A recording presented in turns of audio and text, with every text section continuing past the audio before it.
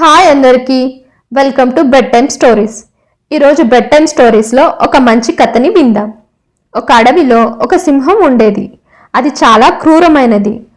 సింహం ఎప్పుడూ ఈ అడవికి రాజుని నేను, కాబట్టి నేను చెప్పిన మాటే మిగిలిన జంతువులు వినాలి అనే గర్వంతో ఉండేది. రాజు అంటే తన రాజ్యంలోని ప్రజలను జాగ్రత్తగా చూసుకోవాలి, వారి మంచి చెడులను ఎప్పుడూ చూసుకుంటూ ఉండాలి. కానీ సింహం అడవిలోని జంతువులన్నింటినీ ఎప్పుడూ తిడుతూ ఉండేది. అలాగే తనకి నచ్చినట్టు వేటాడి దొరికిన జంతువుని దొరికినట్టు తింటూ ఉండేది. సింహం చేసే పనుల వల్ల మిగిలిన జంతువులకి సింహం రాజుగా ఉండటం అసలు ఎంత మాత్రం ఇష్టం ఉండేది కాదు. అదే అడవిలో ఒక ఏనుగు ఉండేది. ఏనుగు చాలా మంచిది. అన్ని జంతువులకి ఎప్పుడూ సహాయం చేస్తూ ఉండేది. ఏనుగు జంతువులన్నిటితోటి చక్కగా స్నేహంగా ఉండేది. అలా రోజులు గడుస్తూ ఉండగా ఒకరోజు అడవికి వరద ముంచుకొస్తూ ఉంది.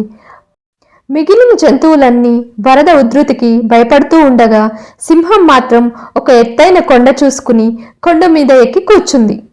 తక్కిన జంతువులన్నీ వరదకి భయపడి తనకి దొరికిన సురక్షిత ప్రదేశాల్లో వెళ్ళి తలదాచుకున్నాయి. కానీ ఏనుగు మాత్రం వరదలో మునిగిపోతున్న చిన్న చిన్న జంతువులకి సహాయం చేస్తూ వాటన్నిటినీ సురక్షిత ప్రాంతాలకు చేరవేసింది. అలా 2 రోజుల తర్వాత వరద ఉధృతి తగ్గింది. అప్పుడు మిగిలిన జంతువులన్నీ కలిసి ఒక నిర్ణయం తీసుకున్నాయి. ఎవరైతే కష్టకాలంలో మనకి సహాయం చేసిన వాడే మనకు నిజమైన నాయకుడు. అందుకే మనందరం కలిసి ఏనుగుని మన నాయకుడుగా ఎంచుకుందామని నిర్ణయించుకుని ఆ విషయాన్ని సింహానికి చెప్తాయి. అప్పుడు సింహం చాలా కోపంతో ఇది నేను ఎంత మాత్రం సహించను అని జంతువులన్నిటి మీదకి తిరగబడింది. అప్పుడు మిగిలిన జంతువులన్నీ కలిసి సింహాన్ని ఆ అడవి నుంచి బహిష్కరిస్తారు. ఆ రోజు నుంచి అందరికీ సహాయపడే ఏనుగుని తమ రాజుగా నిర్ణయిస్తారు. ఏనుగు ఆ రోజు నుండి రాజుగా తన బాధ్యతలన్నింటినీ చక్కగా నిర్వహిస్తుంది. ఈ కథలోని నీతి ఏంటంటే, మన బాడీ అపియరెన్స్ వలన మనం ఏది సాధించలేము.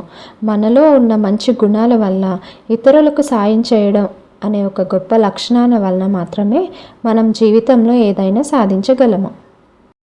ఈ స్టోరీ కానీ మీకు నచ్చినట్లయితే please like, share and subscribe to bed time stories.